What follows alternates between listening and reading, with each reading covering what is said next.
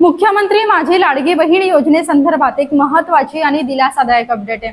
याआधी तुम्हाला 1 जुलै ते 15 जुलै दरम्यान अर्ज भरता येणार होते, त्यामध्ये 31 ऑगस्ट पर्यंत वाढ करण्यात आली आहे।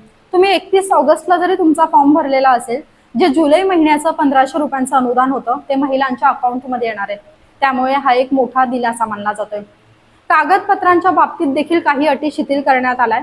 तुमच्याकडे जर रहिवासी दाखला नसेल, मात्र रेशन कार्ड आहे 15 वर्षांपूर्वीचं, वोटिंग कार्ड आहे, जन्म दाखला असेल किंवा शाळा सोडलेला दाखला असेल, तरी देखील तुम्हाला रहिवासी दाखला लागणार नाहीये।